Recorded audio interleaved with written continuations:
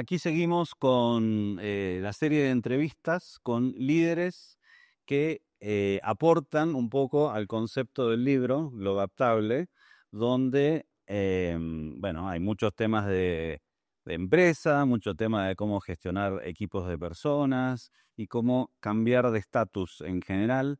Y para eso hoy tenemos acá el privilegio y el honor de contar con Marcelo Arango. ¿Cómo estás, Marcelo?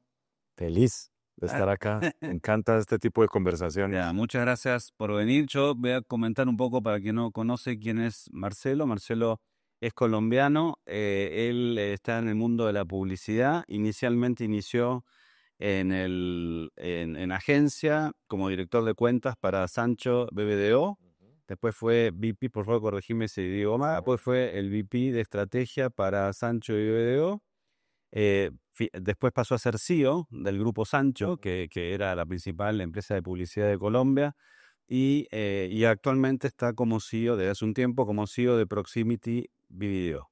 ¿Es así? Exactamente, Muy bien. exactamente. Bueno, y para que te conozcamos más, Marcelo, te iba a consultar primero, ¿cuántos idiomas hablas? ¿Qué idiomas hablas? Inglés y español. Inglés, español. Sí. Y país. Y mentiritas o mierda, como dirían por ahí en algún lado. Para eso todavía somos buenos, para echar cuentos. Tú eres paisa Yo soy de Manizales. de Manizales. Sí. No De los son- otros paisas. Son dos grupos. son dos tipologías, ¿no? Sí, sí, sí. No me pongas a hablar ahí en ese tema que... Y cuéntanos algo más cercano de cuál es tu hobby, qué haces en tu tiempo libre. Yo descubrí, después de casado, que me gustaba sufrir, deportivamente hablando. Y me encontré, después de haber hecho bici chiquito en mi vida, me encontré con el triatlón. Okay. Me encontré con el triatlón a los 30 y pico de años, sin haber corrido 10 metros en mi vida. O sea, me tocó aprender a correr, la bici siempre me gustó y aprender a nadar. Y llevo, pues desde esa época haciendo triatlones. Wow, Me gusta, wow. me divierto. Cada que lo termino digo que nunca voy a volver a hacer un triatlón. Y esto vuelvo ya, la semana entrante tengo uno en San Andrés. Es como adictivo, ¿no? Es chévere, es chévere. El problema es que cuando uno va pasando los años, los tiempos van así, o no, van así los tiempos porque cada vez son peores y el desempeño va bajando, pero está muy bueno, me gusta, me gusta mucho.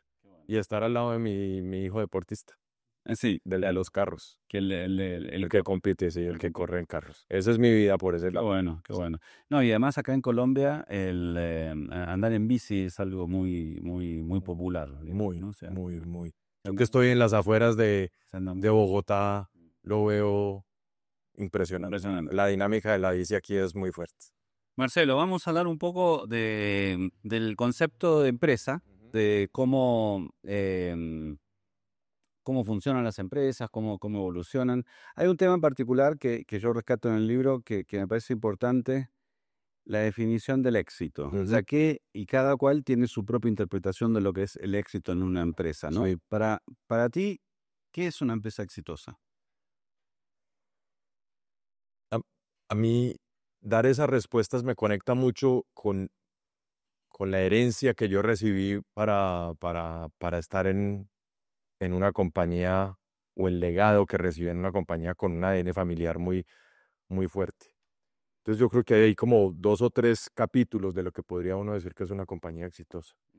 Em, lo primero es que me devuelva la satisfacción de un quehacer que me llene el alma, eh, sin tanta película de megapropósito social o toda esta onda que el mundo nos ha venido dictando, eh, pero sí la realización personal de hacer algo que lo mueve a uno de forma importante. Número 2, darle trabajo a la gente y hacer que familias de verdad crezcan y se desarrollen alrededor de esto. Y tercero, pues un rédito económico, obviamente. Si uno tiene ese balance en esas cosas, me parece muy importante, pero nunca arrancando por el tercero. Porque si el solo foco es el rédito económico, que hay veces Si quieres, ahora hablamos es un poco del mundo corporativo más duro, Ujú. donde esa línea del bottom line es como el top line, Mm. se vuelve un poco más duro de hacer eso. En la dinámica en la que yo crecí, si uno hace lo primero y lo segundo bien, lo tercero llega. Ok. No pensar en lo tercero para que para después ver cómo hacemos el resto. Te propongo que hablemos de eso. Ujú. Uno de los retos del día, no, de hoy día, quiero decir, es que el ejecutivo, el profesional, se adapte al cambio, Sí, ¿no? ya. Y cada cual elige su camino de cambio. En otras entrevistas hemos entrevistado, por ejemplo, a ejecutivos que se han mudado de Sí, países donde hacen la misma actividad, pero en distintos territorios. sí, sí.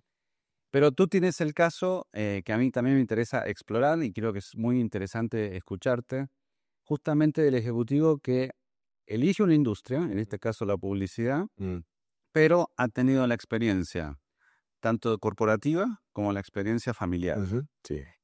Y son, entiendo yo, dos mundos completamente distintos y requiere de una adaptación definitivamente los dos. Entonces, cuéntanos un poco sobre este punto, cómo lo has llevado. Primero, cómo fue la historia y después cómo lo has llevado.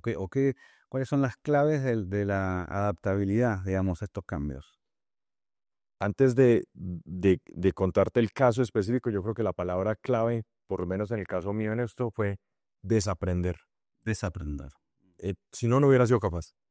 No, literalmente no hubiera sido capaz. La historia, en resumen, yo vengo de una familia de la publicidad, que nació en la publicidad. Mi abuelo, mi padre, mi hermano, todos hemos trasegado por este mundo, haciendo empresa, como te dije ahorita que me gustaba hacer empresa, realizándose en el actuar, satisfaciendo las necesidades de los clientes, porque este es un negocio de dos partes que es muy bonito en ese sentido, haciendo buenas cosas por la gente, tratándolos bien y dando dinero. Eh, Eso lo hicimos por muchísimos años, creciendo, siendo muy exitosos en ese ejercicio, pero las dinámicas van cambiando, las generaciones van cambiando, los socios tienen otras expectativas y en el 2016, por hecho, en el 2000 arrancamos con un primer paso de traer un socio internacional al negocio, porque el mundo del marketing, tú sabes, pues cada vez se globaliza más, los players son más consolidados en el mundo. Y eso caminó muy bien, porque trajimos algo de lo de afuera, pero el control lo seguíamos teniendo nosotros. En el 2016, los socios locales dijeron es momento de salir y se hizo una venta completa, donde quienes estábamos liderando el negocio, mi socio y yo, quedamos con una participación muy pequeña del mismo y la multinacional asumió el control absoluto, donde ya desde sus estados financieros no tenía una inversión, sino que tenía una responsabilidad sobre un ejercicio y todo cambió, para bien y para mal. ¿Qué bien y qué mal? Bien, eh, una, una visión que lo saca a uno un poco del parroquialismo, digámoslo así, de la mirada muy de así lo hacemos Muy aquí local, y esto muy es lo local. nuestro y esto es lo nuestro, a pesar de que nosotros desde aquí hacíamos cosas para muchos países de Latinoamérica. Ok. Eh, entonces ahí viene la disciplina del budgeting, compliance, eh, eh, eh, plataformas globales de recursos humanos, cosas de esas que uno cuando está aquí como que dice son bien neoyorquinas y está bueno, está bueno verlas. Eh, Acceso a plataformas tecnológicas, Ujú. deals globales que le mejoran a uno los costos como a la escala. Otro tipo de conversaciones. Sí, unas conversaciones nuevas, muy interesantes. Yo acabé sentado en el board global de esta organización. O sea, unas cosas muy estimulantes desde ese lado. Por el otro, que para mí es el negativo como golpe emocional y que después uno lo va aprendiendo a manejar y es sentirse así, absolutamente maniatado. Absolutamente maniatado diciendo, pero no puedo hacer lo que yo quería hacer. Y uno empieza a crear un enemigo gigante que se llama el ratio, porque todo te lo miden por un ratio. Todo está concentrado en el ratio del EBIT, el ratio del compensation. Nosotros somos un negocio de gente. La publicidad es gente.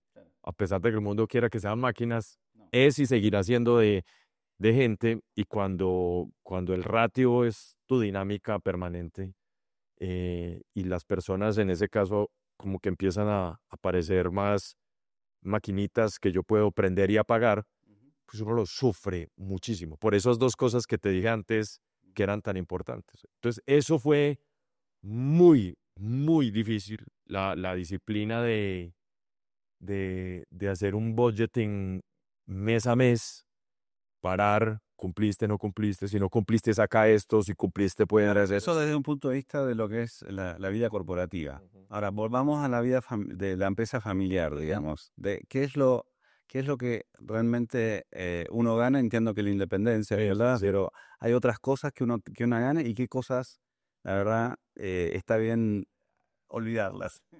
Entonces, yo creo que lo que es maravilloso del otro mundo, que para mí es el mundo familiar, y es que no me gusta la palabra independiente porque la palabra independiente suena como que hay unos malos y hay unos, me parece a Star Wars, a la revolución, el imperio y los otros. Es el mundo donde el quehacer de emprender, y trato siempre como de separar emprender con este aviso que hoy tenemos de que emprender es crear una app, burn cash 2 o 3 años y esperar a ver si esto da escalabilidad y crecimiento exponencial.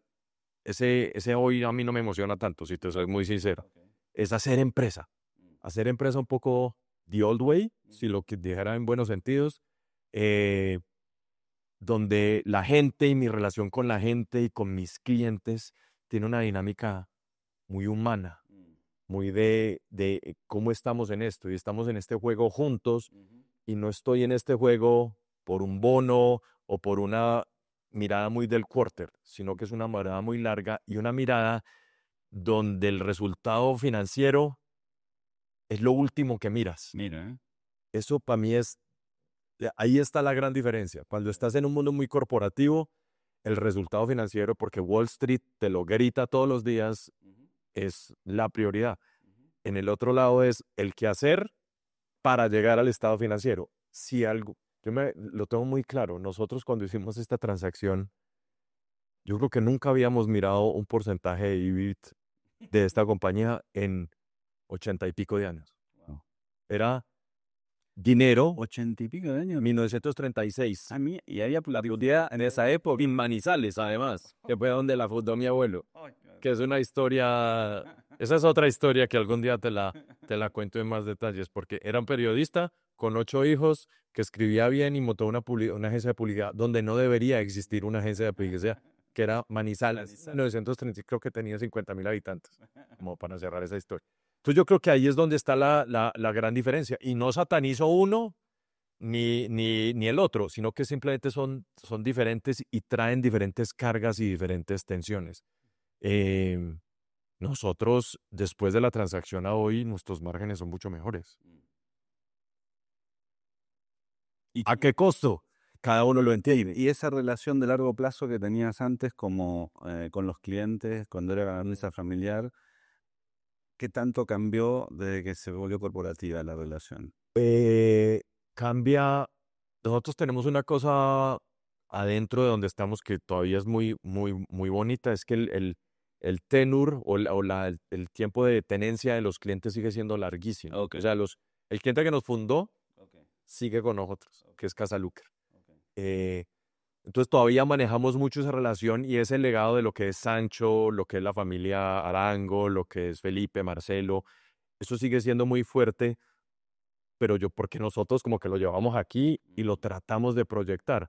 Em, lo que pasa es que sabemos que en este mundo tan corporativo y tan duro, y tú también lo sabes, lo de atrás, Sí, ya está. no, me alegro mucho por lo que pasó atrás, Está bueno para un libro. pero lo vamos a hacer es lo que pasa mañana por la mañana. Entonces es un poco menos romántico, muy duro, muy americano. Eh, y ese fue el desaprender duro. Duro te estoy hablando de nivel cuasi depresión. O sea, fue muy, muy duro el proceso. ¿Te sentiste mal? Muy, muy mal, muy mal. Fueron 3 años horribles en esa transición. ¿Y estuviste, perdona, del lado de la familia, estuviste tú solo Y o mi hermana, los dos vivieron la experiencia, digamos, sí, el sí, cambio? sí. Uno sufriéndolo mucho y muy peleón hacia él, como defendiendo el estatus anterior, Okay. yo tratando de hacer la migración hacia el otro lado, eh, pero muy duro porque eran cosas que nunca habíamos vivido, nunca las habíamos sentido, pero el camino le va enseñando a uno cosas. eh, yo tengo una reflexión siempre sobre estos temas de adaptabilidad, es que la pendularidad es fatal. Y por ejemplo, en el negocio del marketing, eso lo vemos mucho, mucho. Ah, que ella y pa, nos vamos para acá, que nos vamos para acá. Y yo creo que en esta transición del mundo de ser empresario, controlador, controlante, no controlador, a pasar a ser un ejecutivo de una organización, tampoco hay que pasarse para la otra esquina. Hay que tratar de recoger otras cosas de las que uno aprendió y hace yo le digo que es una lasaña. Uno va poniendo layers de cosas que va aprendiendo y en este caso es esforzarse más por la gente, cuidar mucho a las personas, dar esas batallas por ellos, cuidar mucho esas relaciones con los clientes Venga. y mirar el negocio siendo más ácido. Lo que pasa es que como cogerle el swing a eso toma un tiempo y tuvo un costo emocional fuerte. Te lo digo con mucha sinceridad. Ahora estás bien. Ahora estoy súper bien. Ahora estoy súper bien Haciendo maratón. porque aprendí de eso y aprendí a liberarme un poquito y a saber que hay cosas que en este marco no puedo controlar y que si no las puedo controlar, Perfecto. no puedo sufrir por no poder controlar. Perfecto. Ese es un aprendizaje súper importante Gran aprendizaje. en este viaje porque cuando tú has venido en tu pequeño contexto de controlar todo y de pensar que puedes hacer todo y tomar unas decisiones osadas de inversión, de emprendimiento, de gente, de darte un lapo porque el negocio se puso mal, pero dices voy a cuidar a la gente y llega el otro, tú dices, pero ¿por qué no puedo? ¿Por qué? Y entonces entrar en un punto en la mitad es difícil, pero ha sido muy chévere. Qué bueno. Ha sido bueno. Muy interesante todo lo que estás contando. Sí, sí, sí. Muy interesante. Quería llevarte hacia el mundo de el trabajo con equipos, con personas, ¿no? Y ahí me imagino que has tenido mucha gente que ha pasado en tus distintas etapas de empresa. Yo siempre, como digo en el libro, pongo que a veces hay equipos que logran resultados extraordinarios, se genera una magia particular en generar cosas. Y a mí me interesaría ver tu visión de eso, cuáles entiendes son las claves para generar justamente esa mística que hay cuando hay un equipo consolidado que logra grandes cosas. ¿Dónde ves que están las razones de ese éxito? Yo, yo, yo tengo una experiencia histórica donde siento que los equipos, a pesar de que todos seamos en el mundo correcto de hoy, colaborativos, eh, todo el mundo opina, todo el mundo tiene esto, yo siempre he sentido que tiene que haber alguien fuerte que jale con contundencia. Eh, en el mundo mío hablamos del director creativo, yo digo que a veces uno necesita un dictador creativo. Eh, que tenga mucha alma, no porque sea un capitán, pero que tenga el alma y la capacidad de conectar a la gente como detrás de ese pensamiento, pero que también vaya jalando la cuerda, no simplemente que diga cosas bonitas, sino que como que tenga el rumbo claro y lo vaya marcando. Esta mañana vi los números de lo que está pasando en la eliminatoria, Ok, que ayer volvió y ganó Paraguay. ok. Y si tú ves lo que ha hecho Alfaro, creo que es que se llama el técnico de Paraguay, pues Paraguay no ha ido a 3 mundiales, en los últimos estaba debajo de la tabla y llegó y Ok. con mística de líder, es capaz de llevar a un equipo a un espacio donde cada uno hace su magia, pero como que es capaz de conectar energías. O sea, para mí el rol del líder es lo que realmente genera esta mística. Sí, y el líder no es el jefe impositivo, pero de alguna manera impone, pero transmitiendo una convicción muy, muy, muy, muy fuerte. Eso me parece a mí que es increíblemente importante, manejando egos, dejando que la gente sea, porque no se trata de agachar a la gente, sino que la gente se sienta en un espacio donde puede florecer. Sobre todo en un mundo de creativos y esto, donde los egos son gigantes. Es un tema muy fuerte, es un tema donde culturalmente eh, darle manejo a eso, que es un manejo muy curioso. Cuando tú sinceras el mundo de la publicidad, es un debate entre mi ego y las necesidades comerciales de mi cliente. Y uno se para muchas veces en esa línea de, es que yo quiero hacer esto porque creo que sea maravilloso, pero finalmente el quehacer de las comunicaciones de marketing es hacer que el negocio de allá se mueva.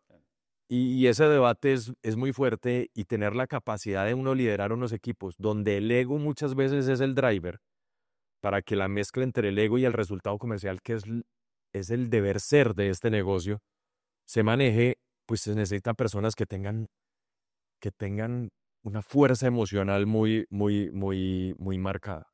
Sí. Y una calidad humana chévere también, porque en este negocio los divos, las estrellas, son una cosa súper difícil de manejar, y están. Que es una cosa muy curiosa. Yo le digo a los que están en el negocio mío que, que ¿por qué se sienten estrellas? Si nosotros no hicimos Lo que el viento se llevó, ni Casablanca, ni estas cosas, hacemos comunicación comercial y movemos la economía de mercado, que eso es muy importante, pero de ahí a estar en un museo hay una distancia grande. Es muy efímero lo que hacemos, pero construye cosas bonitas. Al final, el rol, como decíamos, el rol del líder es importante, con todas estas características que describiste. ¿Qué líderes has tenido en tu experiencia que te han inspirado? Si es que tuviste Sí, líderes que te sí. inspiraron. Un par de capítulos alrededor de eso. Cuando hablo de esto, me encanta decir que no voy a hablar de Steve Jobs, ni voy a hablar de Mark Zuckerberg, ni de estas cosas. De Gandhi. No, ni de Gandhi, ni de Martin Luther King, ni de estas cosas, ni de Trump. No, por favor. Pero desde mi perspectiva muy propia, tuve una experiencia maravillosa en mi vida, y es que quien fue mi jefe por muchos años es una de esas personas que, a punta de alma y de ese liderazgo del que te estaba hablando ahora, hizo a BBDO en Colombia, que es Álvaro Arango. Un hombre que ya está retirado del negocio, que estudió hasta tercero de bachillerato, que vivía en Manizales y le dijo a su abuelo, a su padre en su momento: déjeme, yo voy y pruebo fortuna en Bogotá con la agencia, y se vino para acá con tercero de bachillerato y hizo la agencia de publicidad más importante de este país.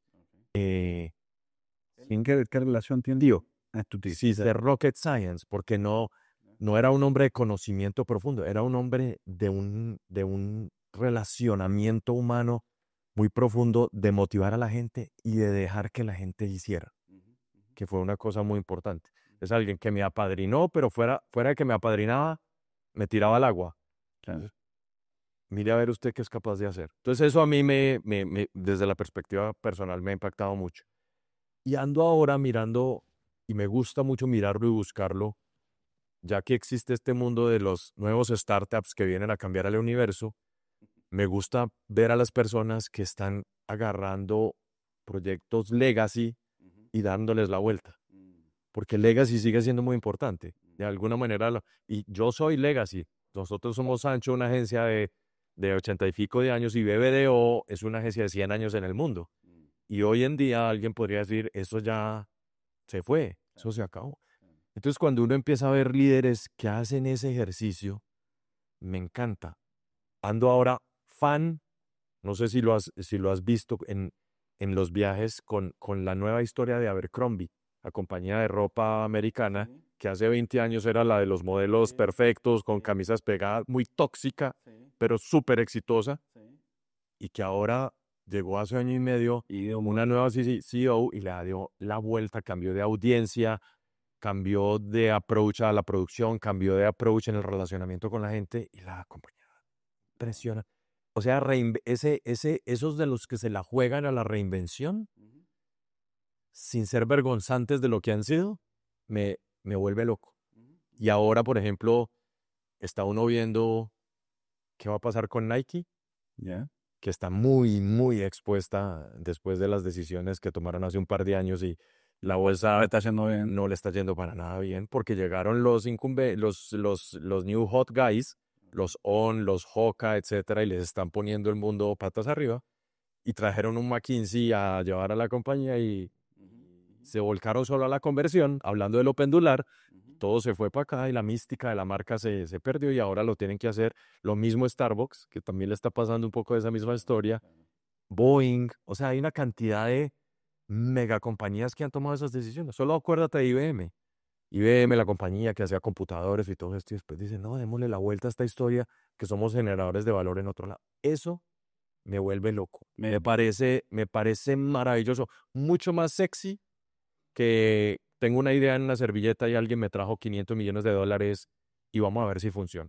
Me parece mucho más atractivo el otro lado. Qué bueno. Sí.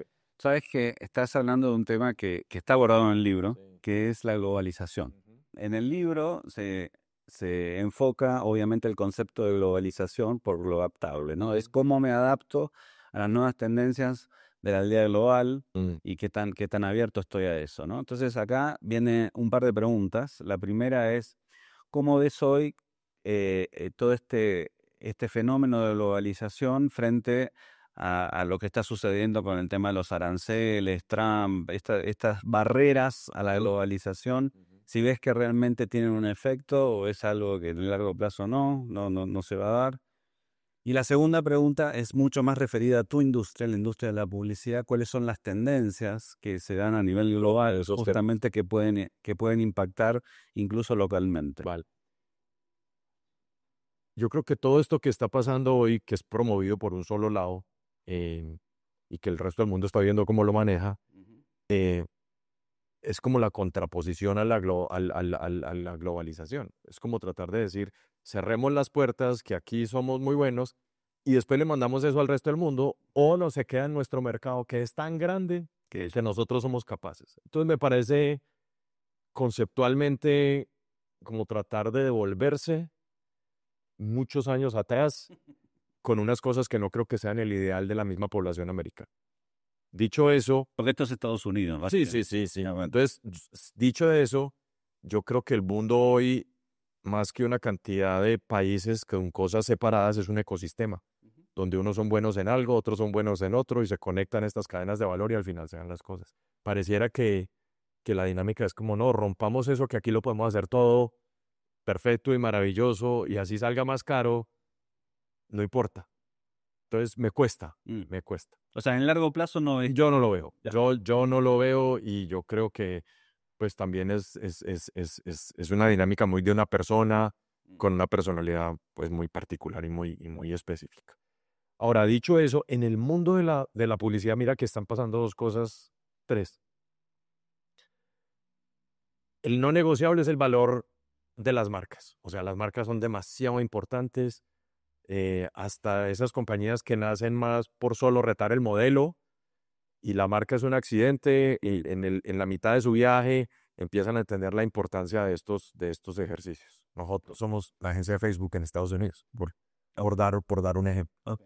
Em, Dicho eso, desde la perspectiva de nuestra industria pasan dos cosas que creo que son bien curiosas. Uno es una, un debate permanente entre la regionalización o globalización y la localización en pro de la relevancia.